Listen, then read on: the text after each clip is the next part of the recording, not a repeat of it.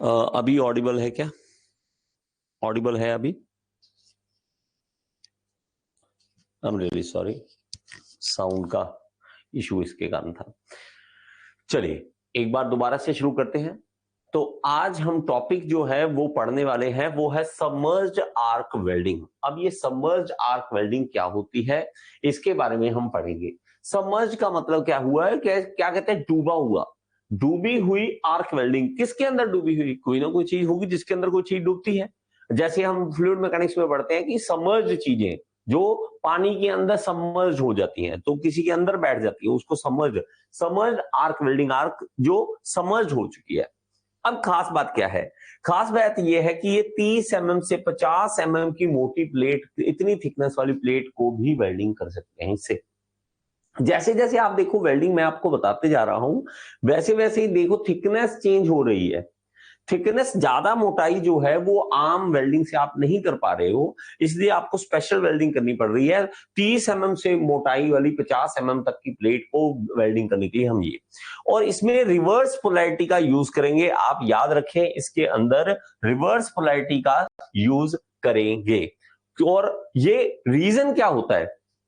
Reason क्या है? हमारे पास वर्कपीस जो है वो नेगेटिव, इलेक्ट्रोड जो है वो पॉजिटिव है, तो इलेक्ट्रॉन जो है वो ऊपर की ओर जा रहे हैं, इलेक्ट्रॉन जो है वो ऊपर की ओर जा रहे हैं, इसे हम रिवर्स पोलैरिटी यूज करते हैं। अभी मैं आपको ये रीजन भी बताऊंगा और ये कारण भी, हम सारी चीजें पता करेंगे। एक बार छोटी सी वीडियो साथ साथ देख लो, और ताकि आपको क्लियर होता जाए कि ये होता क्या है और सबमर्ज्ड आर्क वेल्डिंग हम किसे कहते हैं। ओके, स्टार्ट करते हैं इस वीडियो को। ठीक है, okay ji, just hold on ji. हमारे पास ये देखिए, इस वीडियो को एक बार ध्यान से देख लीजिए, आपको समझ आ जाएगा। ये देखिए, ये जो वेल्डिंग हो रही है, ये जो आपको ग्रैन्यूल्स दिख रहे हैं ना, ऐसे छोटे छोटे, ये ग्रैन्यूल्स क्या है? ये फ्लक्स है। अब हमने क्या किया है कि आर्क जो है इसके अंदर प्रोड्यूस हो रही है, और ये जो आर्क है वो अंदर है इसके, और ये डूबा हुआ है फ्लक्स के अंदर। अब एक तो ऑक्सीजन अटैक नहीं कर रही है, फ्लक्स हमें फायदा देगा, और ये मोटाई, ज्यादा मोटाई की प्लेट्स को भी हम, ये देखिए ग्रैन्यूल्स देखिए, ये फ्लक्स देखिए किस तरह का है, ये ज्यादा मोटाई की जो होते हैं उनके लिए यूज करते हैं। सो सबमर्ज्ड है, डूबी हुई है। सिंपल सी बात, आपको वीडियो से समझ आ जाएगा। Okay, Saket ji, sir welding is not important topic. मेरा बच्चा देखो, मैं मैकेनिकल इंजीनियरिंग एसएससी जेईई के बहुत सारे एमसीक्यू पहले करवा चुका हूं, एक बार जरूर देखिए, एक अलग से फोल्डर है उसके अंदर देखिए। ओके, प्लीज एक बार जरूर डिस्कस, एक बार देखिए, अगर वहां नहीं मिलते आपको तो मुझे जरूर बताइए साकेत, तो आपको मिल जाएंगे उसके अंदर। ओके, मिल जाएंगे उसके अंदर। ओके, ये कोर्स जो है वो all in one JEE course है, इसके अंदर सारे ही, हर चीज मैं ये करवा रहा हूँ, कि सिर्फ एसएससी जेईई फोकस नहीं है, रेलवे भी और बाकी एग्जाम भी इसके ऊपर फोकस होते हैं। चलिए आगे चलते हैं। ओके, तो हमारे पास इसके अंदर जो मेन पॉइंट्स है वो आप इसको नोट कर लीजिए, जो हमने मेन पॉइंट इसको नोट करने हैं वो देखिए। हमारे पास इसके अंदर क्या मेन पॉइंट आ जाएंगे? हमारे पास क्या है? it is a joining process that involves the formation of an electric arc between continuous fed electrode and the workpiece is to be welded. ये कंटिन्यूसली चलती रहती है वेल्डिंग, और ये हमारी ज्वाइनिंग प्रोसेस है। ओके, अब ब्लैंकेट ऑफ पाउडर्ड फ्लक्स, तो पाउडर्ड फ्लक्स है, ये जो फ्लक्स है वो पाउडर्ड है, surrounds arc and cover the arc, and when molten provides electrical conduction between the melter to be joined and the electrode. तो हमारे पास ये जो ग्रेनुअल्स जो है, जो पाउडर फ्लक्स है, वो अराउंड रहता है, कवर करके रखता है। आप इसको एक बार पिक्चर में भी देख सकते हैं, ये देखिए ये पिक्चर है। इस तरह से आर्क जो है नीचे चलती रहती है, ऊपर जो है वो फ्लक्स ऊपर रहता है, ताकि जो एनवायरमेंट से बचाया जा सके। ये मोल्टन फ्लक्स है, यहाँ पे आप देख सकते हैं, लिक्विड मेटल वेल्ड है, यहाँ पे वेल्ड पूल है। ये आपको पिक्चर से काफी चीजें जो है वो क्लियर हो जाएंगी। और ये कहाँ पे, और ज्यादा पॉइंट इसके यूज कहाँ कहाँ होते हैं, कैसे देखते हैं? ये ऑटोमेटिक वेल्डिंग में यूज होता है, ये हम मैनुअल आर्क में नहीं यूज कर रहे, ये ऑटोमेटिक में ही यूज होगा। इसके अंदर सॉलिड फ्लक्स होगी, जो क्या है हमारे पास कैल्शियम ऑक्साइड, और हमारे पास देखिए अलग अलग तरह के होते हैं, जो भी फ्लक्स होंगे उनके एक एक बार नाम, जो ये स्पेशल है, आप देखोगे ना तो ये स्पेशल है, इसी में से क्वेश्चन में से पूछा हुआ है। तो आप प्लीज इनका नाम को याद कर ले। ग्रेनुलर फॉर्म में होंगे, it protect operator I from UV rays. UV rays बाहर ही नहीं आ रही तो हमें टेंशन नहीं, तो आप नंगी आंखों से इसको देखते रहो, कोई प्रॉब्लम नहीं है, हमें कोई प्रॉब्लम नहीं। Arc is covered so very less heat loss, heat loss सबसे कम होता है। हायर पेनिट्रेशन, पेनिट्रेशन ज्यादा से ज्यादा होगी। हाई वेल्डिंग डेपोजिशन रेट बढ़ेगा। नो वेल्डिंग स्पैटर, इधर उधर से छींटे नहीं उड़ रहे, कुछ नहीं हो रहा। Very thick plate can be welded, ज्यादा से ज्यादा वेल्डिंग प्लेट जो है थिकनेस वाली वो कर सकते हैं। High welding speed welding speed high है। वेल्डिंग टेम्परेचर 1000 डिग्री सेल्सियस इतना हमारे पास होता है, तो इसकी एक रेंज रहती है, इसके आसपास ये रहेगा। डिसएडवांटेज क्या है? No overhead welding position, contamination of flux with moisture. दो चीजें हैं इसके अंदर नुकसान जो है हम देख रहे हैं। ओवरहेड वेल्डिंग कहां से करोगे भाई, जो फ्लक्स है वो आप ऐसे कवर करके रखो, तो ओवरहेड तो कर नहीं सकते हो। और कंटेमिनेशन ऑफ फ्लक्स, फ्लक्स जो है मॉइस्चर पकड़ लेता है, इवन वेल्डिंग के अंदर जा सकता है, तो काफी प्रॉब्लम इसमें डिसएडवांटेज भी है। तो फायदे हैं तो नुकसान भी कहीं ना कहीं झेलने ही पड़ते हैं। ओके, एक हमारे पास ये क्वेश्चन पूछा हुआ है, which of the following inert gas is used with the DC power supply only. तो डीसी पावर सप्लाई के साथ आर्गन, हीलियम, कार्बन डाइऑक्साइड या नाइट्रोजन आप यूज करते हो। तो हमने इस चीज के बारे में पहले भी पढ़ा हुआ है, तो हमारे पास क्या है, कार्बन डाइऑक्साइड डीसी में यूज करते हैं। डीसी में carbon dioxide inert gas use करते हैं, और ये कार्बन डाइऑक्साइड सस्ती भी पड़ती है। जहां पे हमें डेमो पर्पस देना है, जहां पे हमें सस्ता काम करना है, तो वहां पे हम कार्बन डाइऑक्साइड का यूज करते हैं। It can not be used in AC power supply. Argon and helium can be used with AC supply. याद रखें इन पॉइंट्स को, मैं इंपॉर्टेंट पॉइंट्स आपको लिखवा रहा हूं, ये इंपॉर्टेंट पॉइंट्स हैं, बहुत ज्यादा इंपॉर्टेंट पॉइंट्स हैं, इनको लिखते जाएं मेरे साथ साथ, तो आपको नोट्स तो मिलने वाले हैं, तो ये भी फायदा। एक टॉपिक हमारे पास यहाँ पे ये आता है कि कई बार हमें मेटल ट्रांसफर पूछा जाता है, किस तरह का मेटल ट्रांसफर हो रहा है और किसके कारण। मेटल ट्रांसफर का मतलब क्या है, जब आप वेल्डिंग करते हो तो उस टाइम आर्क जो है वो आगे ट्रांसफर कैसे कर रही है मेटल को। आप इलेक्ट्रोड यूज कर रहे हो, फिलर मेटल यूज कर रहे हो, तो वो किस तरह से मेटल का ट्रांसफर हो रहा है। तो आप इसमें बहुत ही सीधे सीधे से पॉइंट लिखेंगे और आपको हमेशा दिमाग में बैठ जाएंगे किस तरह से। अगर आपका करंट लो करंट का मतलब क्या होगा? लो करंट का मतलब है कि हमारे पास हीट कम है, क्योंकि हमने ये फॉर्मूला तो दिमाग में ही बिठा के रखना है। हीट वाला क्या था, I²RT, ये हमने स्पेशल बोला हुआ है, इसके बारे में याद ही रखना है। आई कम है तो हमारे पास हीट कम होगी, तो वहां पे जो हीट के कारण पिघलेगा मेटल, वो धीरे धीरे पिघलेगा, तो उसके कारण ड्रॉप करके धीरे धीरे एक एक बूंद करके बाहर आएगा। तो करंट कम है तो ड्रॉपलेट ट्रांसफर होगी। अगर हाई करंट है, ज्यादा करंट आ गया, बहुत ज्यादा स्पीड पे ज्यादा करंट दे दिया, तो उसके कारण स्प्रे ट्रांसफर होगा। स्प्रे ट्रांसफर जैसे ऐसे छिड़काव होना, यहां पे देखेंगे स्प्रे ट्रांसफर ग्रब, ये हम देखें तो इसको आप लिख सकते हो कि हमारे पास बूंद बूंद करके आ रहा है, ड्रॉपलेट आ रहा है।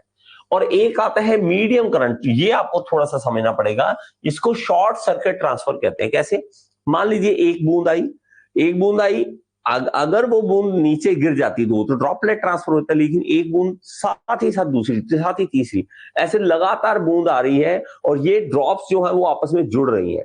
इसके कारण क्या हुआ है, ऊपर वाले इलेक्ट्रोड और वर्कपीस आपस में कनेक्ट हो रहे हैं, तो शॉर्ट सर्किट हो रहा है। शॉर्ट सर्किट जैसे कि 3 इडियट में दिखाते हैं, वैसे ये होता नहीं है।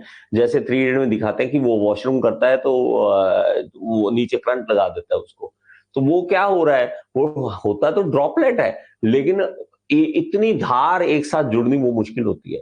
अगर जुड़ जाए तो शॉर्ट सर्किट हो जाएगा, वो नहीं, पॉसिबल नहीं होता। इवन एक करके भी दिखाया था ज्योग्राफी वालों ने, तो ऐसा नहीं होता। ओके, तो लेकिन चलो आप करके मत देख लेना, कहीं सर होता नहीं है, करके देखते हैं, पंगे मत लेना। ओके, यहाँ पे देखते हैं तो शॉर्ट सर्किट होगा जब एक साथ बूंद जुड़ती जाएगी और वहां पे शॉर्ट सर्किट हो जाएगा, तो ये शॉर्ट सर्किट ट्रांसफर। इसकी एग्जांपल आपको दिखाता हूँ, आपको हमेशा याद रह जाएगा।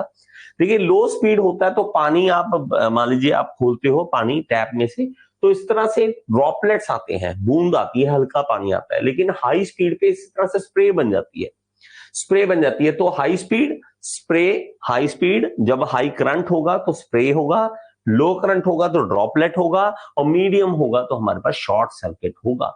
मीडियम होगा तो शॉर्ट सर्किट होगा। ये आपको क्वेश्चन पूछे हुए हैं, आप जरूर इसको ध्यान में रखें। तो इस तरह से पिक्चर से भी आपको ध्यान में रहेगा।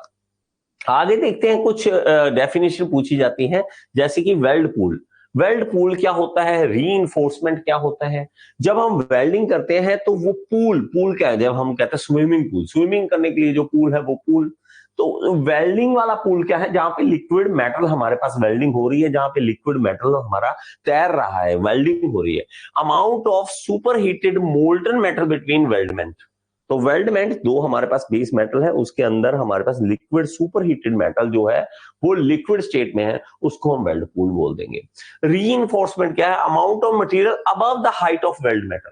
तो जहां पे आपने वेल्डिंग की उससे ज्यादा ऊपर और ज्यादा एक्स्ट्रा, कई बार आपने देखा होगा, इस पिक्चर में आपको दिखाता हूं मैं, ये देखिए, ये तो वेल्ड पूल है, ये देखिए ये वेल्ड पूल है, ये ठीक है वेल्ड पूल है, लेकिन ये ऊपर जो एक्स्ट्रा बन जाता है ये रीइंफोर्समेंट होती है। रीइंफोर्समेंट कहते हैं कि एक्स्ट्रा हम इसके अंदर डाल रहे हैं, ये रीइंफोर्समेंट है, तो ये रीइंफोर्समेंट में आ जाएगा। इसके अलावा देखेंगे तो ये रीइंफोर्समेंट यहां पे भी मैंने दिखाया आपको, ये देखिए ये रीइंफोर्समेंट है और ये वेल्डिंग जोन है, ये वेल्डिंग जोन है। तो ये इस तरह से भी आपको देखने को मिल सकता है। एक होता है रूट गैप। रूट गैप क्या है हमारे पास, आप इस पिक्चर को देख पा रहे होंगे, यहां पे हमारे पास रूट है, रूट का मतलब जड़, जड़ जो है इसके अंदर यहां पे हमने गैप रखा हुआ है, बिल्कुल साथ सटाकर नहीं हम वेल्डिंग करते, हल्का सा रूट गैप रखते हैं। रूट गैप रखते हैं ताकि हमारा वेल्ड मेटल जो है उसके अंदर बैठ जाए, फुली अच्छे तरीके से बैठ जाए, और वो रूट गैप कहलाता है। तो रूट गैप क्या है, before welding the joining parts of the assembly are kept apart from for some specific distance. तो आपस में कुछ स्पेसिफिक डिस्टेंस में दूरी में रखते हैं। Okay, this distance is called root gap या रूट ओपनिंग भी बोल देते हैं। पर्पस क्या है, the purpose is to obtain the required depth of fusion और complete penetration to the entire depth of the joint during welding. तो आप डेप्थ बनाना चाहते हो, वेल्डिंग करना चाहते हो, तो डेप्थ में जाना चाहते हो, इसलिए हम रूट गैप का इस्तेमाल करेंगे। ओके जी, अब देखिए एक हमें क्वेश्चन पूछा जाता है, the junction between weld face and the base metal क्या होता है। अब देखिए वेल्ड फेस क्या है, ये देखिए ये वेल्ड फेस है, इसको आप देखोगे तो ये वेल्ड फेस है। इसके अंदर अलग अलग जो नाम है वो एक बार जरूर सुन लीजिए। ये हमारे पास जो लाइन होती है, आपको कलर करके दिखाता हूं, ये जो लाइन है, ये देखिए ये वाला, ये जो लाइन है इसको हम टो बोल देते हैं। क्या बोल देते हैं, टो। ये क्या है, वेल्ड फेस, ये सारा क्या है, वेल्ड फेस है, ये रहा वेल्ड फेस है। ओके, और हमारा ये क्या है, यहां पे ये होता है रूट, इसको हम क्या कह देते हैं, रूट बोल देते हैं। ये वेल्ड मेटल आ गया, ये वाला क्या आ गया, साइड वाला ये आ गया HAZ, हीट अफेक्टेड जोन, मैंने आपको बताया था हीट अफेक्टेड जोन के बारे में। और ये वेल्ड जोन, ये सारा वेल्ड जोन आता है कि ये जोन पूरा का पूरा ये वेल्डिंग जोन है, ये देखिए ये वेल्डिंग जोन है। तो जिसके अंदर पूरा जोन जहां तक जाके आपकी हीट जा रही है उसको हम वेल्डिंग जोन बोल देते हैं। ओके, तो बेसिक आपको पता होना चाहिए। तो हमें क्या पूछ रहा है, वेल्ड फेस और बेस मेटल के बीच का डिस्टेंस। हमारे पास ये देखिए इस पिक्चर में आपको क्लियर हो जाएगा। तो आप इस पिक्चर को देखते हो, यहां पे हम कहते हैं कि ये टो है, ये देखेंगे टो है हमारे पास, ये वेल्ड रूट है यहाँ पे, और ये डिस्टेंस जो है ये देखिए यहां से यहां तक का डिस्टेंस, इसको हम थ्रोट बोल देते हैं। क्या बोल देते हैं, थ्रोट। तो ये एक्चुअल ये क्या होता है, थ्रोट बोल देते हैं इसे। थ्रोट गला, हम कह देते हैं थ्रोट है, ये गला है, तो ये इसका गला है। इसी को डिजाइन करने के लिए वक्त हम देखते हैं मशीन डिजाइन में, मशीन डिजाइन में हम इसको थ्रोट को कैलकुलेशन करते हैं, इसकी विड्थ निकालते हैं कितना हमें थ्रोट रखना है। तो ये जो थ्रोट है ये, इसको हम क्या है, ये थ्रोट आता है। यहाँ वेल्ड फेस और रूट यहाँ तक का डिस्टेंस जो है, यहाँ तक का वेल्ड मेटल तक का डिस्टेंस जो है, उसको हम क्या कहते हैं, थ्रोट बोल देते हैं, थ्रोट बोल देते हैं। एक आता है पेनिट्रेशन। पेनिट्रेशन का मतलब है अंदर तक वेल्डिंग कहां तक जा रही है। तो हम क्या कहते हैं, it is the height to which the molten metal enters into the weld piece. Weld piece के अंदर कहां तक जा रही है उसको हम क्या कह देंगे, पेनिट्रेशन बोल देंगे, कि डेप्थ अंदर तक हमारी वेल्डिंग कहां तक जा रही है उसे हम पेनिट्रेशन बोल देंगे। टो हम कहते हैं, टो मैंने पहले आपको दिखा दिया, जो लाइन एक, the line of contact between the weld face and the work piece. Work piece और यहाँ पे वेल्डिंग हो रही है, तो वेल्डिंग और इसके बीच का जो लाइन कांटेक्ट आ रहा है उसको हम क्या कहते हैं, टो। रूट किसे कहता है? Deepest penetration in the weld, fillet weld. Deepest penetration जहां तक दे आप एंड तक लेके जा सकते हो उसको हम रूट बोलेंगे। थ्रॉट क्या बोलेंगे? The minimum distance between weld face and the root. तो हमारे वेल्ड फेस और रूट के बीच का डिस्टेंस जो है थ्रॉट बोल देंगे। ओके, तो आपको एक बार पिक्चर क्लियर होगी तो इस पिक्चर से भी काफी चीजें आपकी क्लियर हो जाएंगी। अब देखिए, अब हमारे पास जो है वो है एटॉमिक हाइड्रोजन वेल्डिंग। ये वाली पहले समर्ज्ड आर्क वेल्डिंग में बेसिक मेन पॉइंट हमने समझ लिए। इसके बाद हमारे पास आ रहा है एटॉमिक हाइड्रोजन वेल्डिंग क्या होता है। नाम क्या आ रहा है? Atomic hydrogen. हाइड्रोजन जो एटॉमिक लेवल पे हम यूज कर रहे हैं उसको हम देखो बड़े ध्यान से समझना, हमने एनर्जी का इस्तेमाल करना है। एनर्जी का इस्तेमाल करना है ताकि हीट एनर्जी हमारे पास मिल सके। दिमाग जैसे मर्जी लगाओ, आपको हीट एनर्जी मिलनी चाहिए। चाहे आप कोयला जलाओ, चाहे आप पेट्रोल जलाओ, चाहे कुछ भी करो, आपको हीट एनर्जी मिलनी चाहिए। हमें जो एनर्जी मिल रही है हाइड्रोजन से कैसे मिलेगी? हाइड्रोजन से एनर्जी कैसे मिले? देखिए, हमें हाइड्रोजन से एनर्जी अगर चाहिए तो थोड़ा सा बेसिक आप समझिए। हाइड्रोजन एटम हमें वेल्डिंग कैसे करते देगा, हीट कैसे देगा?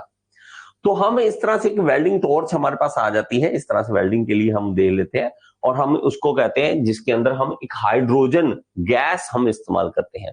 मैं आगे जाके पिक्चर में समझाता हूं और ज्यादा क्लियर आपको समझ आएगा। उसके लिए आपको एक चीज बेसिक समझनी पड़ेगी। एक होती है एंडोथर्मिक, एक होती है एक्सोथर्मिक रिएक्शन। एंडोथर्मिक वो होती है जिसमें हम हीट देते हैं, हीट देने से कोई चीज दो हिस्सों में हम उसको तोड़ रहे हैं।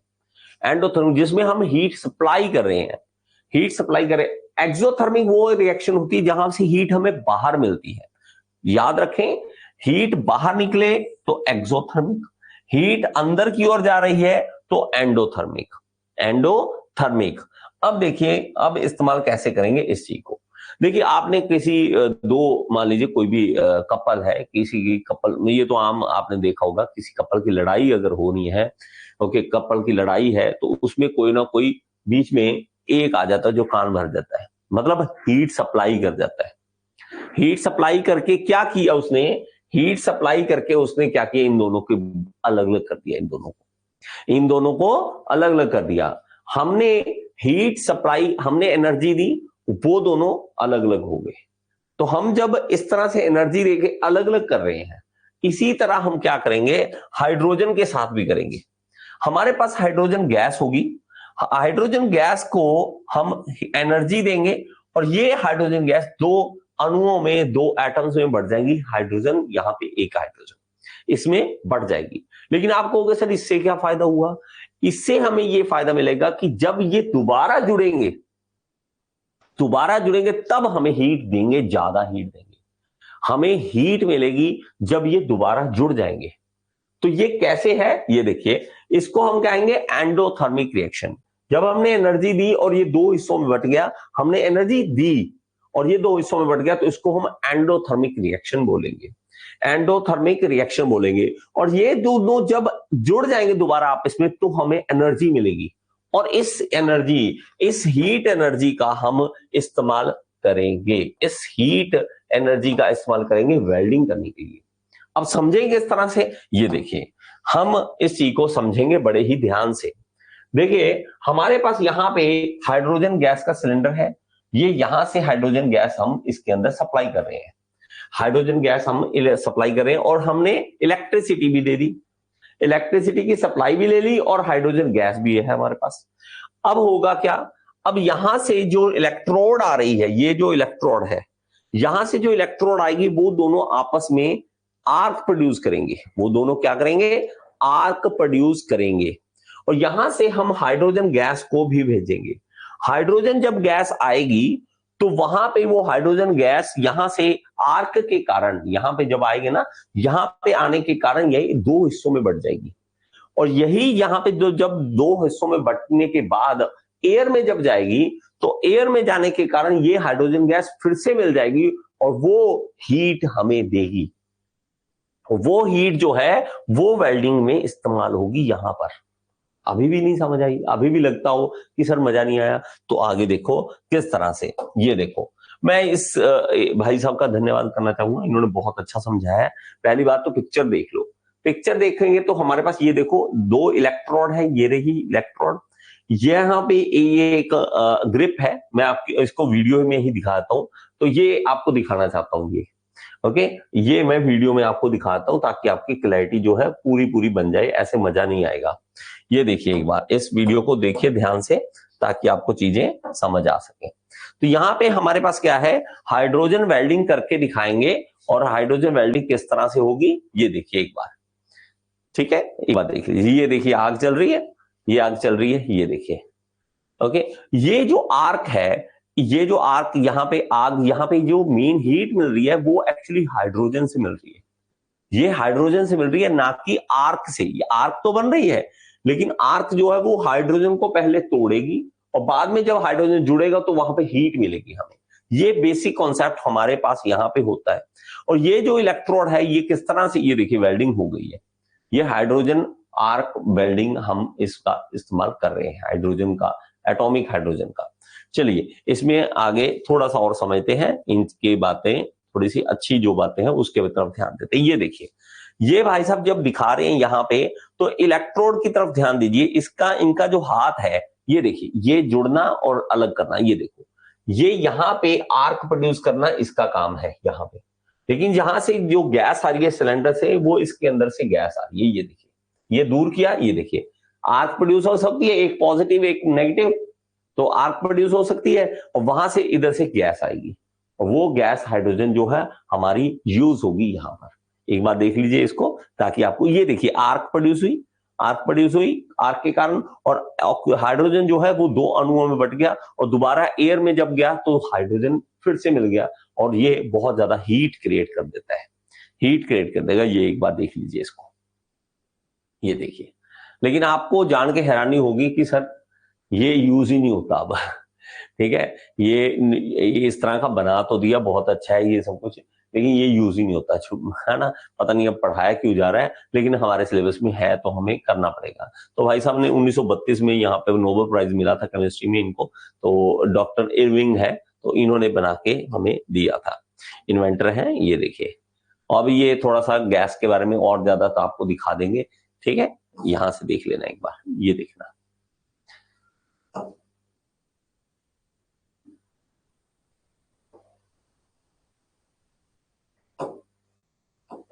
as we use nowadays, this was an active gas. It's pure hydrogen. Hydrogen is diatomic. It's H2 normally. Okay, तो ये कहते हैं diatomic है. Hydrogen is in the arc. It dissociates into monatomic hydrogen, and then when these monatomic hydrogen atoms hit the workpiece, they recombine, release a lot of heat. So the heat from the flame is negligible. Most of the heat is You can't trust the flow meter. You have to do it by ear. ये देखिए, ये देखो, arc produce की, उसके बाद heat, ये देखो hydrogen, ये हाइड्रोजन मिसाइल छोड़ी, ये इस तरह से, ओके, इस तरह से हमारा होता है। चलिए ठीक है, ये एक और वीडियो है जो मैं आपको दिखाना चाहूंगा, उस वीडियो से भी क्लियर हो जाएगा। पहले ये पिक्चर देखो, पिक्चर से भी काफी चीजें क्लियर हो जाएंगी, इसकी पिक्चर से क्लियर है। आप कहोगे ये क्या कंफ्यूजन सी है, थोड़ी सी कंफ्यूजन हो सकती है, लेकिन ज्यादा नहीं है, ज्यादा नहीं है, थोड़ी सी कंफ्यूजन हो सकती है आपको। ओके चलिए, यहां से आएंगे, देखिए ये हमारे पास क्या होगा, हाइड्रोजन गैस की सप्लाई होगी यहां से। ओके, तो हमारी क्या होगा, हाइड्रोजन गैस का सप्लाई होगा, यहां से आर्क मिलेगी, यहाँ पे हाइड्रोजन अणु मिल जाएंगे, 2 हाइड्रोजन, और जब एयर में जाएंगे यहां पर, तो हम दोबारा से कंबाइन करने के बाद हीट मिलेगी हमें, क्योंकि एक्सोथर्मिक रिएक्शन हमारे पास यहाँ पे हो जाएगी, एक्सोथर्मिक रिएक्शन हो जाएगी। तो हमारे पास hydrogen gas is supplied in between the arc where endothermic reaction takes place and the hydrogen gas dissociate into atomic hydrogen by absorbing heat taken from the arc। तो हमारे पास ये जो हाइड्रोजन अणु है, ये 2 में, मतलब हाइड्रोजन मॉलिक्यूल जो है 2 अणुओं में, 2 एटम्स में बढ़ जाएगा। Now there atomic hydrogen are forced on the specific surface where it collides with the cold surface, then recombine to form molecular hydrogen. दोबारा से एयर में जब जाएंगे तो वहां पे हाइड्रोजन गैस दोबारा से मॉलिक्यूलर शेप में आ जाएगा, gas releasing large amount of heat, ये बहुत बड़ी हीट देता है हमें। तो ये देखिए 2H जब जुड़ा H2 में मिल गया और हमें हीट मिल गई, इसको हम एक्सोथर्मिक रिएक्शन बोल देंगे। ओके, एक्सोथर्मिक रिएक्शन बोल देंगे, यहाँ गलत लिखा हुआ है, इसको आप एक्सोथर्मिक रिएक्शन बोल देंगे। This heat is now utilised to melt the workpiece and the welding is formed. तो हमारे पास इस तरह से वेल्डिंग हो जाती है। Okay, the atomic hydrogen arc welding expensive है बहुत ज्यादा, then the other type of welding बहुत ज्यादा महंगी है, स्किल्ड वर्कर चाहिए इसके लिए। Just hold on. Chandan ji, Chandan बोलिए क्या बोलना चाहते हैं? एटॉमिक हाइड्रोजन आर्क वेल्डिंग बोलिए जल्दी से। चंदन आपका ये हैंड रेज हुआ है, अगर नहीं कुछ बोलना चाहते तो मैसेज कर देना ये चैट में। ओके, तो हमारे पास atomic hydrogen arc welding can be used in flat position only. ये अगेन फ्लैट पोजीशन में ही यूज कर सकते हैं, कहीं और यूज नहीं कर सकते हैं। ओके जी, अब बहुत ही मेन टॉपिक हम पढ़ना चाहते हैं और ये है गैस वेल्डिंग के बारे में, और ये सबसे ज्यादा हम देखेंगे पुराने टाइम में। आजकल तो भी थोड़ा कम है, गांव वगैरह में जहां भी हम देखते हैं तो ये 2 सिलेंडर देखने को मिलते थे हमें। वेल्डिंग वाले भाई साहब 2 सिलेंडर लेकर बैठे होते थे और वेल्डिंग करते होते थे। मेरे बच्चे, आप ये हैंड रेज का ऑप्शन मत दबाइए। शशांक बोलिए क्या बोलना चाहते हैं? बेटा कुछ बोलना चाहते हैं तभी हैंड रेज करेंगे, ऐसे नहीं करेंगे। मैं ये साउंड बंद कर रहा हूं, आप व्हाट्सएप कर दीजिए अगर आपको कोई प्रॉब्लम है तो। ये व्हाट्सएप कह रहा हूं, चैट में लिख दीजिए, सॉरी चैट में लिख दीजिए अगर कुछ पूछना चाहते हो। तो सुनिए, हम कर रहे हैं गैस वेल्डिंग के बारे में। ये आर्क वेल्डिंग का टाइप नहीं है। आर्क वेल्डिंग हमने समझ लिया। आर्क वेल्डिंग में हमारे पास वो आर्क प्रोड्यूस हो रही थी, किसके कारण हो रही थी? पॉजिटिव और नेगेटिव के कारण। हमारे पास जो इलेक्ट्रॉन्स और पॉजिटिव वो प्रोटॉन्स दोनों का आपस में आदान प्रदान के कारण आर्क प्रोड्यूस हो रही थी। यहां पर आर्क नहीं है, यहां पर आग बनेगी। आग बनेगी, जो आग बनेगी उस आग के कारण हम वेल्डिंग करेंगे, वहां पे हीट सप्लाई देंगे। ओके जी, सर किस टाइप का मेटल वेल्ड करते हैं? जी, मैं सारे के सारे अलग अलग टाइप के वेल्डिंग वाला आपको क्वेश्चन लिखवा दूंगा, कहां पे कौन सा वाला यूज होता है। चलिए इसको देखिए, हमारे पास क्या है, गैस वेल्डिंग करते वक्त हमारे पास 2 सिलेंडर हमें यहां पे देखने को मिलेंगे। एक होगा ब्लैक कलर का, एक होगा मैरून कलर का। हमेशा के लिए दिमाग में रख लें, ये जो ब्लैक कलर का है इसमें हमेशा ही ऑक्सीजन होगी। इसमें क्या होगी? ऑक्सीजन होगी। लेकिन ये कौन सी वाली होगी? इंडस्ट्री में होगी, हमेशा याद रखना ये इंडस्ट्री में।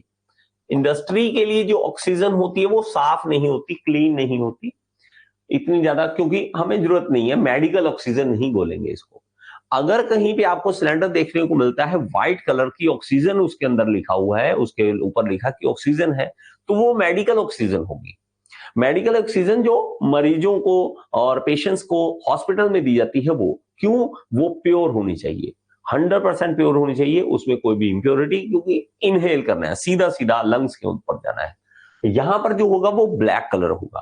और ये क्या होगा? ये मैरून कलर होगा। ये कौन सा? मैरून कलर होगा। इस मैरून कलर के अंदर क्या होगा? C2H2 मतलब एसिटिलीन होगी, एसिटिलीन गैस होगी। बात थोड़ी समझ आई? तो धीरे धीरे बातें आपको समझ आएंगी।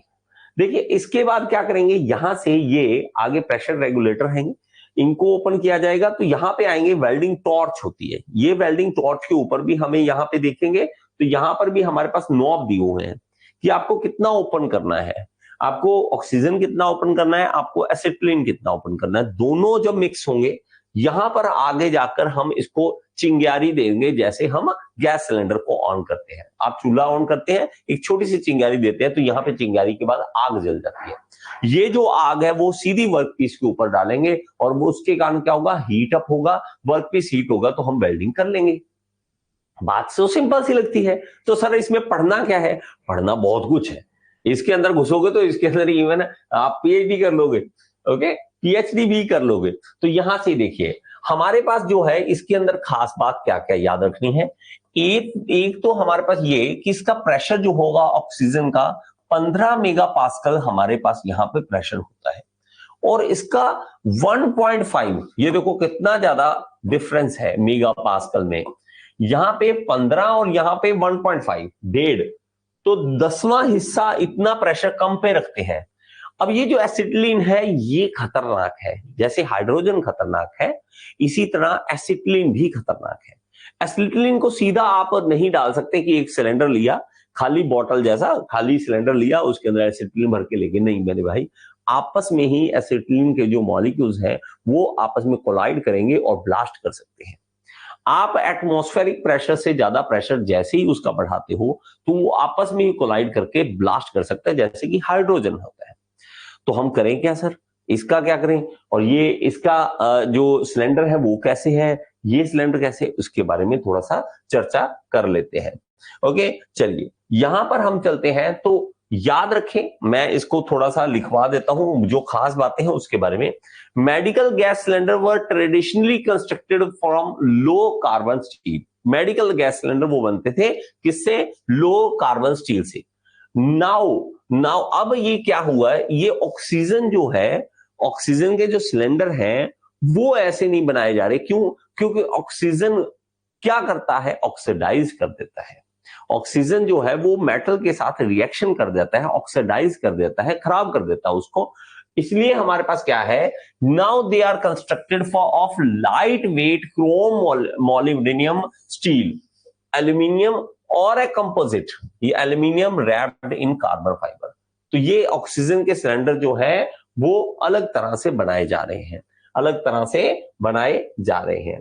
अब हमारे पास ये बहुत खूबसूरत चीज है कि हमारे पास ये जो सिलेंडर के बारे में समझना है किसका, हमने समझना है एसिटिलीन सिलेंडर के बारे में। अब ये जो सिलेंडर है ये आम सिलेंडर नहीं होता, खाली नहीं होता, ये कुछ अलग तरह का है। हम क्या करते हैं, हम एक, मैं ज्यादा बोलने की बजाय आपको वीडियो ही दिखाता हूं, छोड़ो, क्योंकि बातों में क्या पड़ा है आप सीधा देख ही लो, बातें बाद में कर लेंगे, देखना जरूरी है। मैं दृश्यम पिक्चर से समझा है कि देखने से ही चीजें याद रहेंगी, तो देखो इन चीजों को तभी याद रहेंगी, ऐसे नहीं याद रहेंगी। ठीक है, चलिए आगे ये देखिए, ये हमारे पास क्या है, एसिटिलीन सिलेंडर। तो भाई साहब ये बंदे सही हैं, हम मुझे लगता है मुझे अक्ल नहीं है इतनी, क्या करें, लैब इस तरह की होनी चाहिए मेरे पास ना, तब मजा आएगा कि ये काट काट के चीजें दिखाऊं। ठीक है, हर चीज पॉसिबल नहीं है। चलो हम इसको देख लेते हैं भाई साहब की इनकी मदद लेते हैं। ये देखिए कटिंग करके दिखाएगा आपको। ओके, कटिंग करें, ये देखिए इन्होंने कटिंग की है इसकी, और आपको पता लगेगा ये कटिंग के बाद इसके अंदर ये देखिए खाली नहीं है, ये इस तरह का मटेरियल निकलता है इसके अंदर से। ये देखो, आप कहोगे सर ये खाली नहीं है, ये देखो एसीटोन जो होता है और प्लस इसके अंदर फाइब्रस मटेरियल, ये डाला जाता है पहले C2H2 को रखने के लिए। C2H2 सीधा नहीं रखी जाती इसके अंदर कि लाइए और खाली सा ना जी इसके अंदर डाल दिया, नहीं, ऑक्सीजन को रख सकते हैं आप, हाइड्रोजन हो गया, एसिटिलीन हो गया, इसके लिए हम पहले इसके अंदर फाइब्रस मटेरियल डाल रहे हैं। वो फाइब्रस मटेरियल के अंदर हम एसीटोन के अंदर एब्जॉर्ब होता है C2H2 ताकि वो ब्लास्ट न कर जाए। है अजीब सी चीज, ये कभी सुनी हुई थी क्या? ये देखिए इतना भारी मात्रा में इसके अंदर, ये देखो इतना ज्यादा मिला इसको अंदर, ये देखिए एक बोरी भर गई इसकी, तब जाकर इसको खाली किया है। ये देखो अब खाली हुआ है अब इसको खाली मिला है। तो हमें लगता था कि एसिटिलीन सिलेंडर, भाई साहब एसिटिलीन डाल रखी और क्या है, इससे ज्यादा क्या है, एसिटिलीन सिलेंडर के अंदर एसिटिलीन होगी और क्या होगा। हमें ये ना, मैं खुद हैरान होता हूं, हम पढ़ते हैं पता नहीं पढ़ते हैं, मुझे तो समझ नहीं आता। डिप्लोमा की बुक में भी सब कुछ दिया हुआ है, लेकिन हमने भी डिप्लोमा में कभी ध्यान ही नहीं दिया था कि ये लिखा हुआ है। कौन पढ़े इतना, ये सब कुछ लिखा हुआ है लेकिन ध्यान ही नहीं जाता था कभी। चलिए देखिए किस तरह से sponge like calcium silicate, calcium silicate एक स्पॉन्ज लाइक मतलब उसका अंदर होता है। ओके, तो वो is made in the cylinder, उसके अंदर होता है। And the liquid mixture of क्या, C2H2 एंड एसीटोन, ये लिक्विड मिक्सचर होता है वो डाला जाता है, is absorbed on the surface of sponge. Sponge जैसे स्पंज आप देखते हो ना, बर्तन वॉश करते हो स्पॉन्ज होती है, स्पॉन्ज आप पानी में डालो तो उसके अंदर पानी होता है, लेकिन जब दबाओगे तो स्पॉन्ज में से पानी निकल जाएगा। इसी तरह इसके अंदर स्पॉन्ज डाल दी, उसके अंदर लिक्विड डाला, किसका, C2H2 और एसीटोन का, ये डालते हैं। फिर हमारे पास होता है acetylene gas is obtained by reacting CaC2, मतलब हमारे पास जो है कैल्शियम, ये CaC2 भी कैल्शियम सिलिकेट होना चाहिए, ओके, विद वाटर, ये पानी के साथ रिएक्ट करके फिर हमें मिल जाता है। अरे इवन मैं आपको बताऊं, ये मैं आपको रीजन बताता हूं, ये गैस एसिटिलीन गैस और भी इसी तरह से मिल सकती है, और भी एसिटिलीन गैस जो है वो और भी किस तरह से मिल सकती है हमारे पास। मैं आपको पहले वीडियो दिखाता हूं, फिर आपको आगे लेके चलता हूं, ठीक है। ये देखिए, एक छोटे से बच्चे ने मस्त क्या चीज बना रखी है, और इस चीज के बारे में आपको मजा आएगा देख के। आई थिंक शोर आ रहा है ना पीछे से, ज्यादा आवाज आ रही है कि पीछे से, एक बार हैमर की आवाज आ रही है पीछे घर से। ये देखिए, ये हम देखेंगे तो भाई साहब ये देखो, ये यहाँ पर कुछ इस तरह से वेल्डिंग पाइप काम करता है। तो गाइस आज हम आपको बताने वाले हैं यहाँ पर कि गैस वेल्डिंग में कैसे वेल्डिंग जो है, वेल्डिंग में गैस का यूज किया जाता है, कैसे वो गैस बनाया जाता है, वो कैसे वो गैस जलता है। ये गैस एक्चुअली गैस जो होती है वो एसिटिलीन की होती है गाइस, जो कि कैल्शियम कार्बाइड को वाटर से रिएक्ट करके बनाया जाता है। तो गाइस आज ये एक्सपेरिमेंट बहुत ही मजेदार होने वाला है। आप लोग देखिए, यहाँ पर हम आपको बताएंगे स्टेप टू स्टेप कैसे गैस वेल्डर सब वेल्डिंग करता है।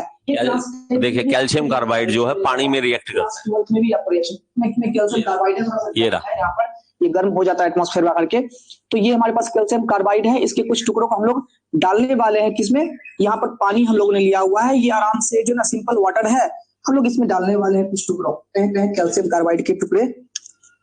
बहुत ही मजेदार एक्सपेरिमेंट। और ये पहले कुछ लिक्विड इसमें वाटर इसमें भरा हुआ था, ये अच्छी चीज है। ये देखिए, ये डाल दिया, उसके बाद उसको कनेक्ट देखो कैसे किया। अब इसको हम कवर करते हैं, बहुत ही गंदा स्मेल देता है गाइस ये। अब हमने इसको कवर कर लिया है ताकि जो है गैस यहाँ से निकलना स्टार्ट कर दे। और ये पहले कुछ लिक्विड इसमें वाटर इसमें भरा हुआ था गाइस, ये गैस नहीं है, ये वाटर निकल रहा है। अब यहाँ से गैस निकलना गाइस शुरू हो गया है, ठीक है। इसको हम लोग ऐसे एक्सपेरिमेंट कर सकते हैं, ठीक है। अब यहाँ पर आग लगाओ निशु इसमें। गाइस आप ये देख सकते हो, ये यहाँ पर कुछ इस तरह से वेल्डिंग पाइप काम करता है, और ये एसिटिलीन गैस यहाँ से निकल रही है जो यहाँ पर बहुत ही ज्यादा रफ्तार से जल रही है। और ये गाइस आप इसको देख सकते हो कि ये एक पेपर को भी आसानी से बर्न कर सकता है जी, समझ आई। गैस कम हो गई है गाइस। तो हमारी एसिटिलीन जो है नहीं सर, आवाज नहीं सर, सही है, ज्यादा आवाज नहीं आ रही है, ओके चलिए। ये आप देखिए, मैं मतलब बच्चे भी एक्सपेरिमेंट कैसे कैसे अच्छे अच्छे कर रहे हैं। तो एसिटिलीन गैस जो है वो आप घर पे ही बना रहे हैं, तो ये भी आप बनाते हैं। इवन गांव में आप देखा होगा कहीं नीचे हमारे पास जो है कैल्शियम कार्बाइड रखा होता है, उसके अंदर पानी डालते हैं, वो गैस बन जाता है, एसिटिलीन गैस बन जाता है, तो हम उसको यूज कर लेते हैं। ओके, तो ये हमारे पास जो है ये एक और ये भी वे है जो हम एसिटिलीन जो है हम तैयार करते हैं। लेकिन हमारे पास जो है एसिटिलीन के सिलेंडर जो अगर आपके पास है तो ज्यादा अच्छी बात है, ज्यादा अच्छी बात है अगर एसिटिलीन के सिलेंडर हमें मिल जाते हैं। चलिए, अब हम थोड़ी सी और बातें इसके अंदर समझेंगे और चीजों को और ज्यादा समझेंगे इसके बाद। ओके जी, तो ये हमारे पास रिएक्शन और चीजें जो है वो आपको धीरे धीरे समझ आ जाएगी। Oxygen can corrode and oxidize steel, so O2 जो है stored in liquid form में रखा जाता है in copper cylinder under 15 megapascal pressure। तो हमारे पास जो है ब्लैक कलर का सिलेंडर होगा और ये कॉपर सिलेंडर होगा। ये कौन सा, इंडस्ट्री वाला जो हमारे पास है उसके लिए इंडस्ट्री वाला जो सिलेंडर बनेगा ऑक्सीजन का वो कॉपर का बना होगा हमारे पास। ओके चलिए, अब हमारे पास जो है इसके अंदर खास बात जो नोट करने वाली है वो देखिए, एक तो क्या C2H2 जो है वो हाईली वॉलेटाइल होता है, ओके, हाईली एक्सप्लोजिव होता है, it can burn under its own wait, अपने ही वेट के कारण भी ये अपने ही वेट के कारण ये ब्लास्ट कर सकता है, एक्सप्लोजिव हो सकता है। ओके सर, ये घर में ट्राई कर सकते हैं जी, आप बड़े हैं इसलिए 18 प्लस हैं, 18 प्लस हैं, आप कर सकते हैं, आप अपने जान की खुद जिम्मेवार हैं। थोड़ा सा लीजिए चीज को, अगर कुछ करना भी चाहते हैं तो ठीक है, करना चाहते हैं तो बहुत अच्छी बात है, कर लीजिए। आप बड़े हैं इसलिए कह रहा हूँ, छोटे बच्चे हो, छोटे बच्चों के साथ हम ऐसा नहीं कर सकते हैं। ओके, करने को तो बहुत कुछ करते हैं मेरे भाई, लेकिन क्या करें, हम अजीब से प्राणी हैं। चलिए, हम करते कुछ नहीं है, पढ़ते पढ़ते हैं बस। चलिए, यही दिक्कत है हमारे साथ। अब देखिए हमारे पास जो है, इसकी जब फ्लेम चलती है, जब आग बनती है, ये आग बनना ये बहुत अच्छा खेल है। ये खेल कैसे चलता है, हम ऑक्सीजन लेकर आते हैं ऑक्सीजन सिलेंडर से, एसिटिलीन लेते हैं एसिटिलीन सिलेंडर से, दोनों आते हैं वेल्डिंग टॉर्च के अंदर। जब आप उसके अंदर स्पार्क देते हो तो एक इनर कोन यहां पर बनता है, जो एसिटिलीन जलने के कारण यहां पर बनेगा।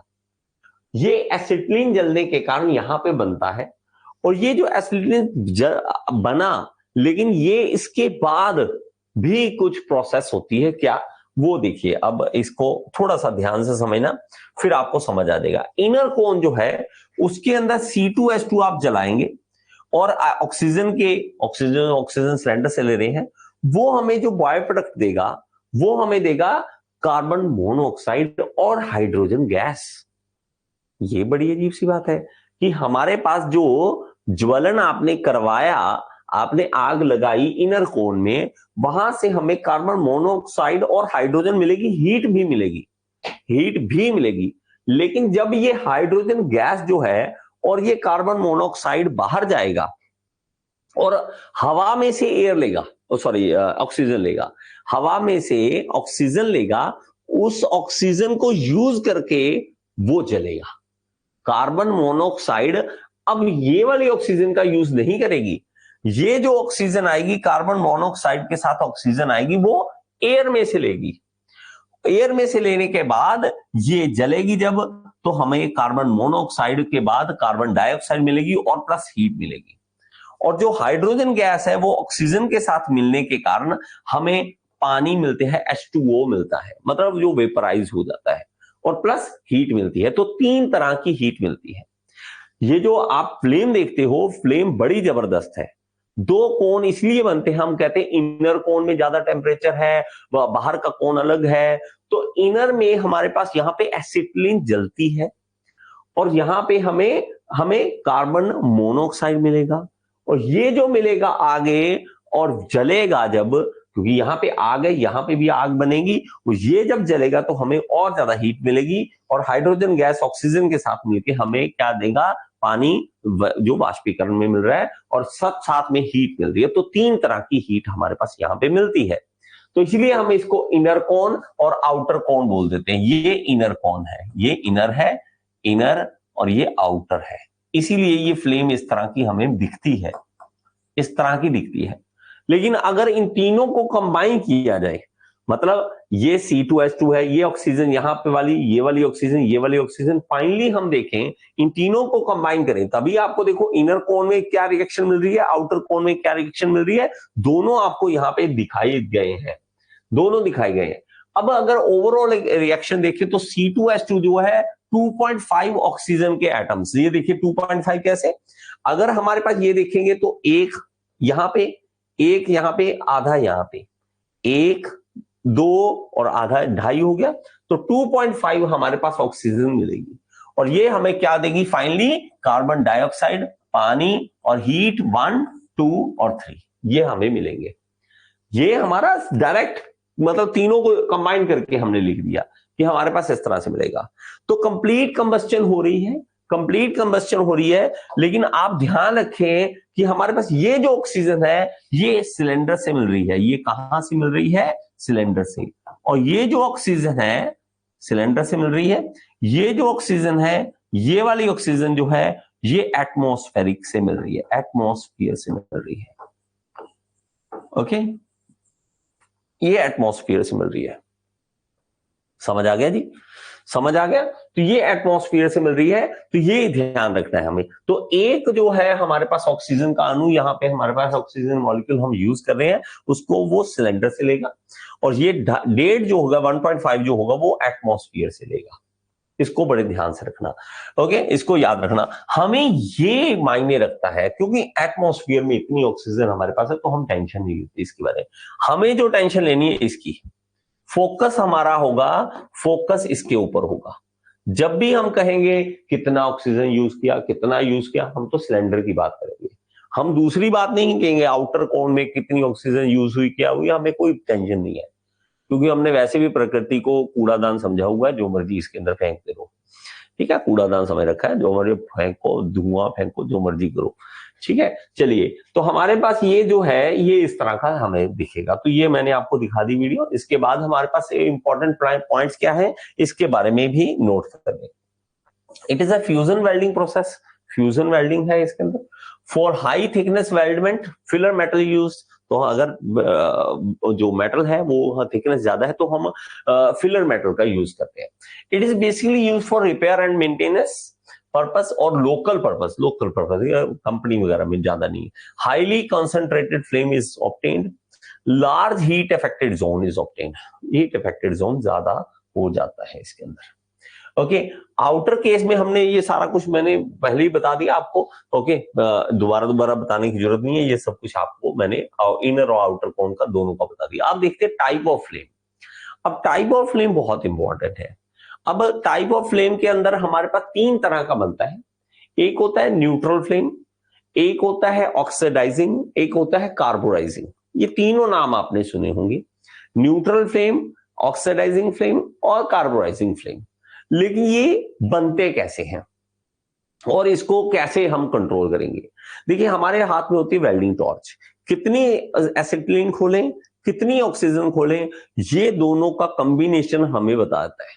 और ऑपरेटर ऐसा होता है कि सिर्फ साउंड सुन के, उसकी आवाज सुन के भी बता देता है कि ये कैसी आवाज कर रहा है, मतलब ऑक्सीजन ज्यादा है कम है, ठीक है, हमें ऑक्सीजन को बढ़ाना है या कम करना है, वो आवाज सुन के। जैसे हम मोटरसाइकिल की कई मिस्त्री जो होते हैं, आप जिनको ये रिपेयर वाले जो होते हैं, बाइक का रिपेयर करते हैं, तो वो एक साउंड सुन के, बाइक के सिर्फ साउंड सुनेंगे, कह देंगे कि भाई इसकी क्रैंक में प्रॉब्लम है, इसकी पिस्टन में प्रॉब्लम है। अब पता नहीं होती है कि सारा नहीं होती है, हमें तो कह देता वो होती है, तो हम कहते हैं हाँ ठीक है, ठीक है, लेकिन वो आवाज से कई अच्छे मिस्त्री वो सही बता देते हैं। डॉक्टर जैसे बता देते हैं, कई अच्छे डॉक्टर बता देते हैं। पुराने टाइम में नब्ज यहाँ से हाथ लगा के बता देते थे क्या बीमारी है, ठीक है। तो ये हमारे पास साउंड सुन के हम बता सकते हैं। तो साउंड सुन के आपको सर ये साउंड सुन के कैसे होता है, तो एक बार आप ना छोटी सी एक वीडियो देख लीजिए, आपको क्लियर हो जाएगा। आपको सर वीडियो ही वीडियो दिखा रहे हो, वीडियो से तो मजा आएगा।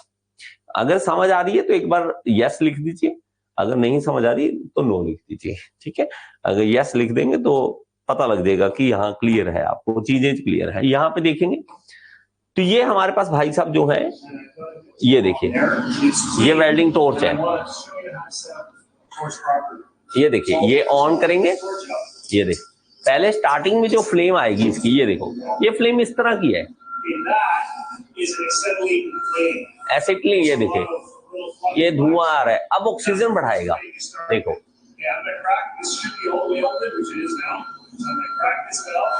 ये देखो, अब फ्लेम का देखें, ये लेंथ देखो इसकी, एक बार लेंथ देखो इसकी, ओके, लेंथ देखो इसकी,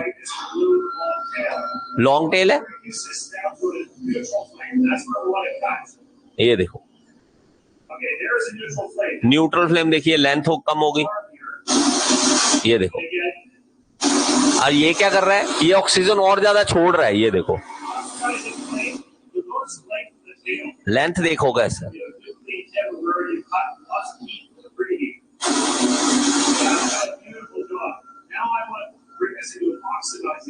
ऑक्सीडाइजिंग फ्लेम देखो कैसी है, ये देखो, पहले हमने कार्बोराइजिंग, फिर न्यूट्रल, फिर हमारे पास ऑक्सीडाइजिंग, ये देखो, ये देखो, और ज्यादा ऑक्सीजन छोड़ रहा है। लेंथ देखो, एक बार लेंथ देखो, ये देखो,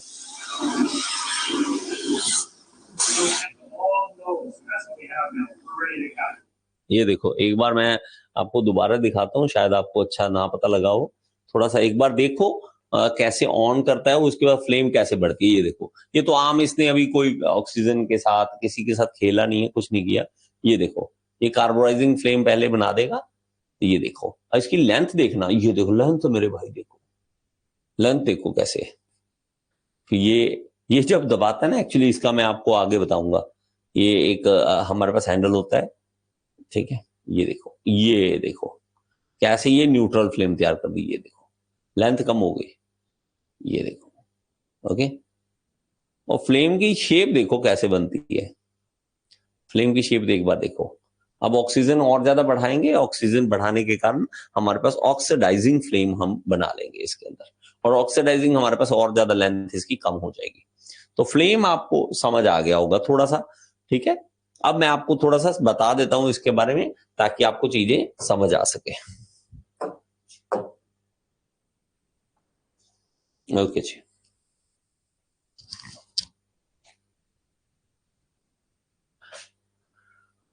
अब देखिए हमारे पास टाइप ऑफ फ्लेम में सबसे पहले आ रहा है न्यूट्रल फ्लेम। अब न्यूट्रल फ्लेम जो है वो हमारे पास क्या होगा, जहां पे जितना ऑक्सीजन उतना एसिटिलीन, न्यूट्रल है भाई, ना इधर ना उधर। हाँ, वो जैसे कहते हैं लड़ाई में हम न्यूट्रल खड़े, भाई ये दोनों लड़ रहे हैं हम तो न्यूट्रल, ना इस तरफ ना उस तरफ, न्यूट्रल है।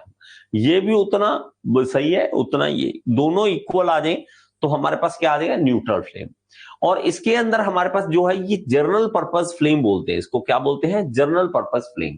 और इसकी साउंड जो है हिसिंग साउंड आती है, जैसे सांप की साउंड है ना, इस तरह से आवाज आएगी, जो मैंने आपको शायद यहाँ पे सुनी या नहीं सुनी है मुझे पता नहीं है, जो आप वीडियो देख रहे हो, ठीक है। सर इस प्रोसेस को ब्रेजिंग में यूज कर सकते हैं। अरे मेरे भाई, ब्रेजिंग अलग चीज है यार, ब्रेजिंग अलग चीज है। ब्रेजिंग हो गया, सोल्डरिंग हो गया, वो बिल्कुल ही डिफरेंट चीज है। इतनी इतनी आग चल रही है, 3000 हमारे पास डिग्री सेंटीग्रेड है ना, 3100 degree, 3000 degree centigrade, 3500 degree centigrade, इतना टेम्परेचर कहाँ से हैंडल करती हैं सोल्डरिंग और ब्रेजिंग वाले आइटम्स, ठीक है। वहां पे ही नहीं इतना ज्यादा करते। चलिए यहाँ पे देखेंगे हमारे पास जो कोन है, आप देखोगे इस तरह से फ्लेम जो बन रही है, इसके अंदर हमारे पास जो आउटर एनवलप है और इनर कोर है। इनर कोर में आप देखते हो तो हमारे पास, और आउटर कोर में देखते हो, इनर कोर में हमारे पास टेम्परेचर 3100 के पास और आउटर कोर में 1200 डिग्री के पास होता है। मैंने आपको बोला कि इनर में हमारे पास एसिटिलीन चल रही है, इसलिए हायर टेम्परेचर वहां पे हमें मिल जाता है। ओके जी, आगे मिल जाता है, आगे चलते हैं और ज्यादा चीजें समझते हैं। ओके, हमारे पास क्या होगा in this the ratio of O2 and C2H2 is such that the complete combustion of C2H2 takes place। 100% हम जो C2H2 है उनको खत्म करना चाहते हैं। No extra oxygen is left, oxygen भी नहीं बचती, टू ऑक्सीडाइज और डीकार्बोनाइज द वर्कपीस। देखो C2H2 समझो इस बात को, C2H2 है और ऑक्सीजन है, ऑक्सीजन अगर ज्यादा हो गई तो वो ऑक्सीडाइज कर देगी, मटेरियल को खराब करेगी, ऑक्सीडाइज करेगी। अगर C2H2 ज्यादा बढ़ गई तो वो क्या करेगी, हमारे पास डीकार्बोनाइज, कार्बोनाइजिंग की प्रोसेस कर देगी, वो प्रॉब्लम क्रिएट कर सकती है। तो वो दोनों नहीं है हमारे पास एक्सेस में, तो इसलिए हम इसको जर्नल पर्पस कह देते हैं, जर्नल पर्पस फ्लेम बोल देते हैं। ये माइल्ड स्टील के लिए, लो कार्बन अलॉय स्टील के लिए, हमारे पास कास्ट आयरन के लिए, और कास्ट आयरन के लिए खास करके हम चीजें अलग से भी समझेंगे, ठीक है। एल्यूमिनियम अलॉय सबके लिए हम इनको यूज कर लेते हैं, न्यूट्रल को हम यूज कर लेते हैं। ऑक्सीडाइजिंग फ्लेम जहां पे हमारे पास ऑक्सीजन ज्यादा हो जाए, तो ऑक्सीजन ऑक्सीडाइज जो ज्यादा हो जाए, if the ratio of oxygen to C2H2 from cylinder is greater than 1, then the exceeded amount of O2 is available for combustion and oxidizing flame is formed। तो हमारे पास ऑक्सीडाइजिंग होती है, ओके, तो roaring sound बनती है। इसके अंदर कौन सी बनती है, रोरिंग, शेर जैसे दहाड़ता है, इस तरह की आवाज आपको देखने को मिलेगी। Higher temperature oxidising environment will be created on the workpiece as the extra O2 is available. ज्यादा हमारे पास अवेलेबल है, इसके कारण हायर टेम्परेचर ऑक्सीडाइजिंग एनवायरमेंट बन जाएगा हमारे पास यहाँ पर। Okay, highly corrosive workpiece can not B welded, जहां पे क्रोजन ज्यादा है वहां पे वेल्डिंग नहीं ऐसे की जा सकती ऑक्सीडाइजिंग फ्लेम से। The rate of combustion is high, इसका ये फायदा है। Inner cone will be shorter in length, inner cone जो है वो लेंथ उसकी शॉर्टर हो जाएगी। कॉपर, निकल, जिंक, ब्रास, AU, मतलब हमारे पास ये जो मटेरियल्स हैं वो सारे किए जा सकते हैं इसके। तो इसका टेम्परेचर देखिए 3300 डिग्री इनर का और आउटर का 1300 डिग्री हमारे पास होता है टेम्परेचर। कार्बोनाइजिंग में हमारे पास एसिटिलीन ज्यादा हो जाएगी, ऑक्सीजन कम हो जाएगी, तो लेस देन 1 हो जाएगा, ऑक्सीजन टू C2H2 जो रेशियो होगी लेस देन 1 हो जाएगी। तो हमारे पास लेसर देन 1 होनी चाहिए। Then there will be shortage of O2 and the complete combustion of acetylene will not take place। अगर ऑक्सीजन कम है तो हमारे पास एसिटिलीन बच जाएगी, कंप्लीट कंबस्शन नहीं होगी। C2H2 unburn will go and stick on the surface of the workpiece and increase the carbon percentage in the workpiece. देखो workpiece को आप स्ट्रेंथ बढ़ाना चाहते हो, आपको लगता है कि जब वेल्डिंग करें उसके साथ साथ उसकी स्ट्रेंथ भी बढ़े, तो हम C2H2 एक्स्ट्रा छोड़ देंगे उसके अंदर। क्यों? कार्बन कंटेंट बढ़ाने से उसके अंदर जो स्ट्रेंथ है वो इंक्रीज होती है, जैसे कि हम मटेरियल साइंस में पढ़ते हैं। इसलिए मैं बार बार कहता हूं मटेरियल साइंस बहुत इंपॉर्टेंट है अगर आप वेल्डिंग समझना चाहते हैं। तो मटेरियल साइंस हम पढ़ते हैं तो कार्बोराइजिंग हम देखते हैं, तो कार्बोराइजिंग जब करना चाहते हैं तो वहां पे C2H2 जो है वहां पे कार्बन हम ऐड करते हैं, यहाँ पे C2H2 जो है एक्स्ट्रा होगा, तो उसके कारण फायदा हमें मिलेगा कार्बन परसेंटेज बढ़ाने में। Okay, this type of flame is used for those materials which are already have high carbon content. Its composition is not buried with the extra carbon. और इसके अलावा भी इस टाइप की फ्लेम वहां पे भी यूज हो सकती है जहां पे और थोड़ा बहुत कार्बन अगर एक्स्ट्रा डाल भी दिया तो भी फर्क ना पड़े ज्यादा। High carbon steel, high carbon alloy steel, इसमें हम यूज करते हैं। Carbonising flame is use for flame hardening purpose, तो फ्लेम हार्डनिंग पर्पस के लिए, और साइलेंट होती है, इसका कोई साउंड नहीं होता, इसका कोई भी साउंड नहीं होता क्योंकि अच्छी तरह से पूरी तरह बर्न नहीं हो पाता, इसलिए इसका साउंड नहीं होता, और फ्लेम हार्डनिंग पर्पस के लिए हम यूज करते हैं। ये मटेरियल साइंस में हमने पढ़ा हुआ है। ओके, वेल्डिंग फ्लेम एक बार देख लीजिए, कार्बोनाइजिंग फ्लेम, न्यूट्रल फ्लेम और ऑक्सीडाइजिंग फ्लेम। इसकी पिक्चर से भी आपको कुछ चीजें क्लियर हो जाएंगी। कार्बोनाइजिंग देखिए लेंथ उसकी, न्यूट्रल की लेंथ देखिए और ऑक्सीडाइजिंग की लेंथ देखिए, इसलिए आपको वीडियो जो है पहले दिखाई ताकि आपको क्लियर हो सके। Okay, special case of cast iron. Cast iron के केस में हमने न्यूट्रल फ्लेम को याद रखना है, जहां पे भी हमें मिले तो न्यूट्रल फ्लेम हमने टिक कर देना है। हमारे पास कास्ट आयरन अगर आपको देखने को मिले कि वेल्डिंग किससे करते हैं, न्यूट्रल फ्लेम लिख देना, काम खत्म हो जाएगा आपका। ओके, अब इसके अंदर एक आ जाता है कि गैस कटिंग, मतलब आप जब यूज करते हैं गैस वेल्डिंग का कटिंग के लिए, अब आपको सर कटिंग के लिए कैसे यूज कर सकते हैं, तो हम क्या करते हैं, ज्यादा बड़ी चीज नहीं है, इसके अंदर जो वेल्डिंग टॉर्च है उसको बदलते हैं कुछ इस तरह से। ये देखिए, ये नोजल आम जो हमारे पास होगी, इसकी बजाय हम यहाँ पे गैस कटिंग नोजल लगाएंगे।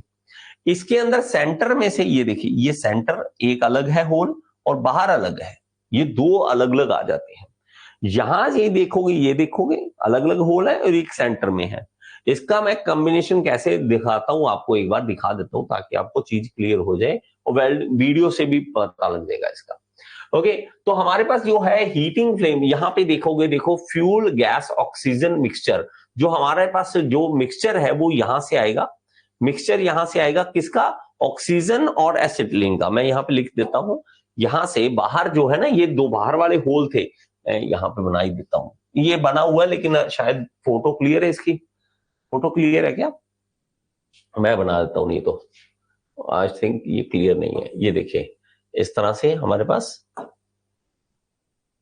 यहां से छोटा थोड़ा सा, ये लीजिए, ये आ गया, और इसके सेंटर में से क्या करेंगे, सेंटर में से ऑक्सीजन बाहर आएगी, अकेली ऑक्सीजन, और इसके बाहर वाले जो होल है, ये वाला आ गया, ये वाला आ गया, ये वाला आ गया, इसमें से C2H2 हमारे पास और ऑक्सीजन दोनों मिक्स हमारे पास यहां से निकलेंगे।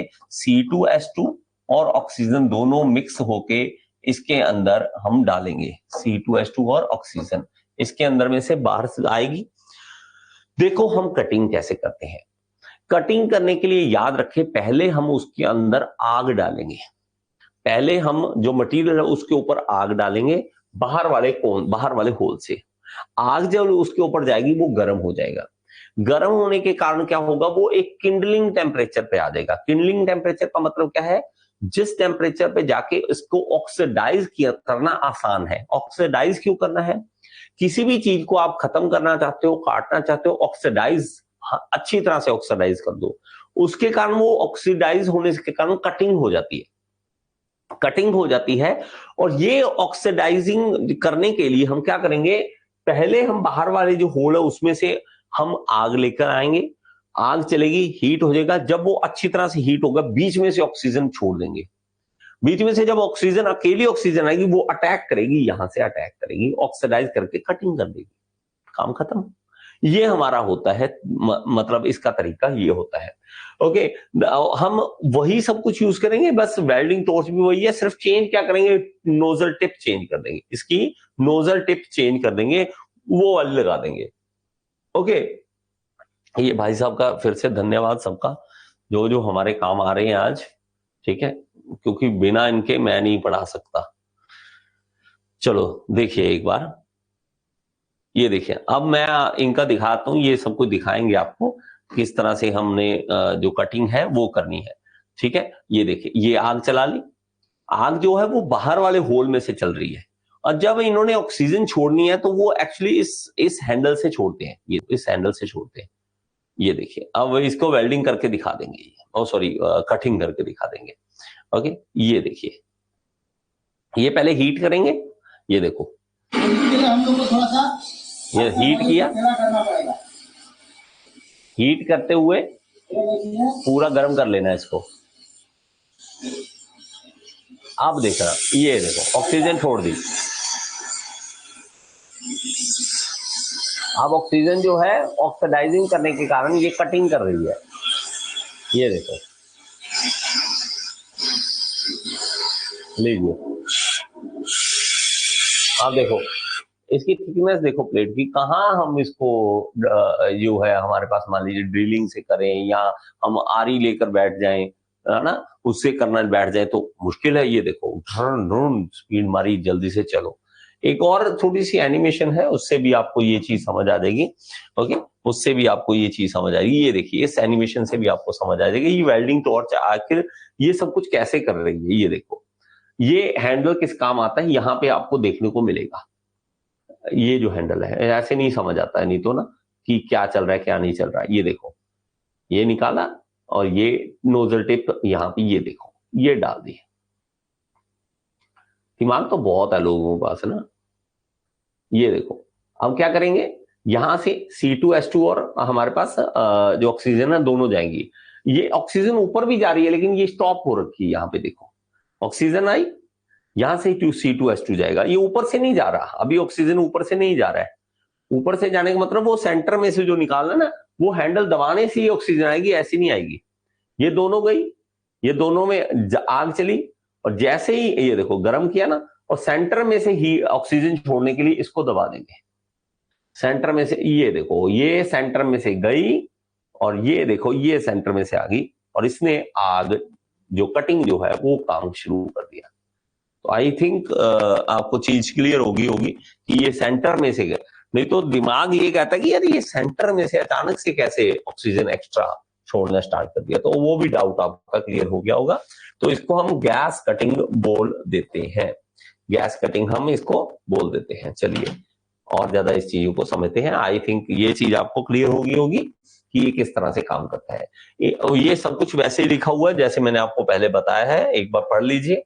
Initially the specific portion is heated up till the kindling temperature of that metal reached, जब तक kindling temperature नहीं आता गर्म करते हैं, then high pressure oxygen gas is supplied which oxidize the part and oxidized part loses its strength, then with the high gas flow corroded part is blown away, उसे हम निकाल देते हैं। In this way cutting operation is performed, इसके कारण हम cutting operation कर लेते हैं। ओके जी, चलिए एक हमारे पास एक पूछा जाता है ड्यूटी साइकिल के बारे में। ड्यूटी साइकिल क्या होता है?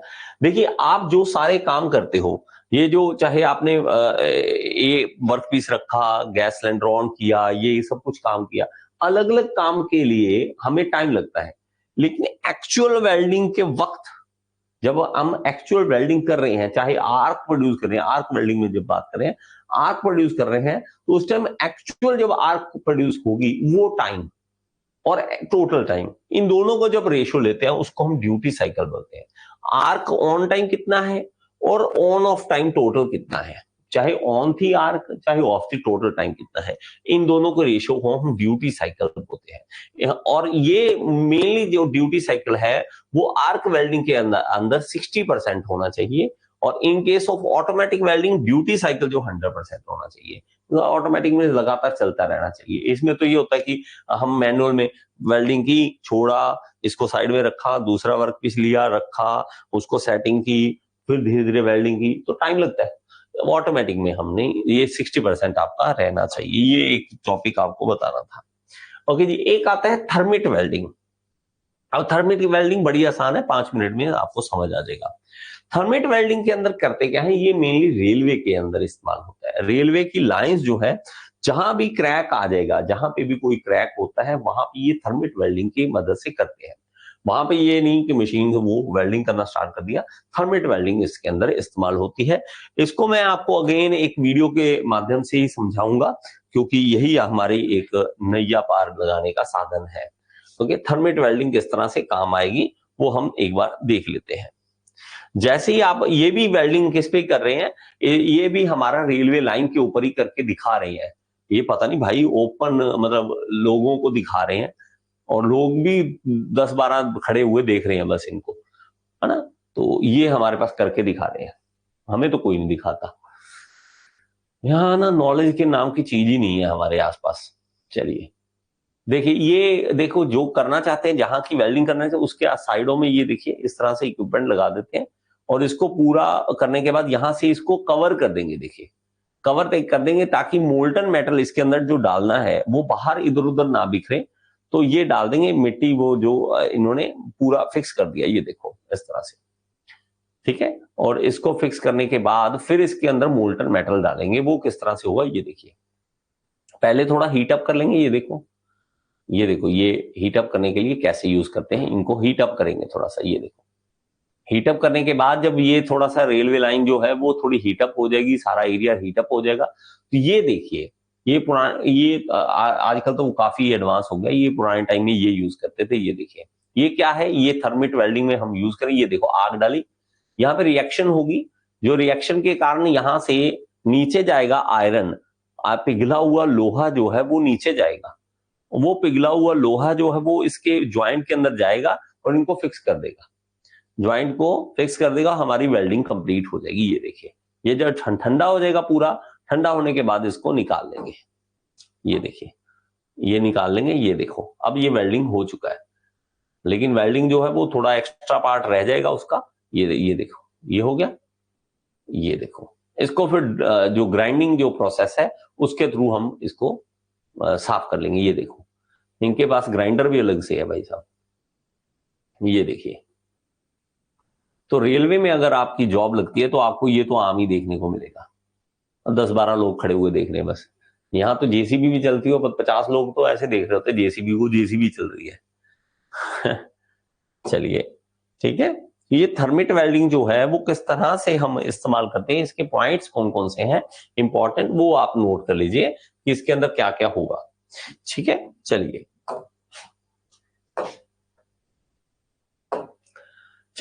तो इसके अंदर हमारे पास क्या है, मेनली हम जब यूज करते हैं तो हमारे पास देखिए जो आयरन ऑक्साइड है यहां पर और एल्यूमिनियम, इन दोनों का मिक्सचर हम यूज करते हैं।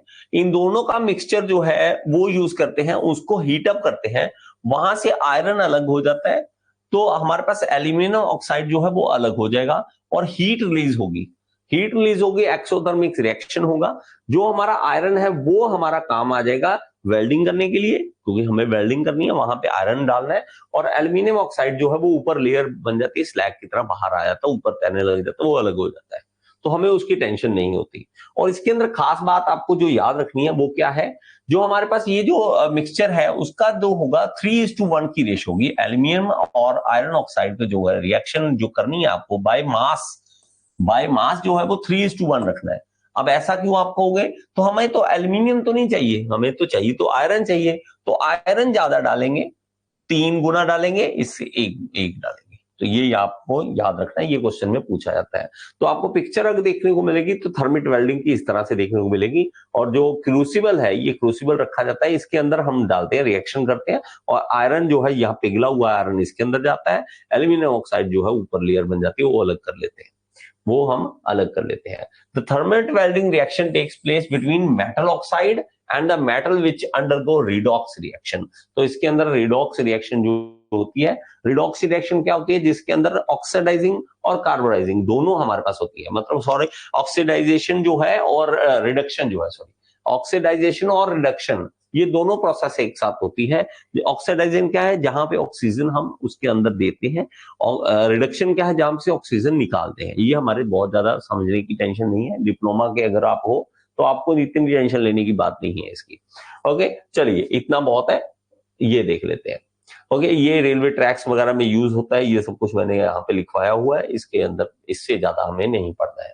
ठीक है, तो आई होप ये चीज थर्मेट वेल्डिंग भी आपको समझ आ गया होगा।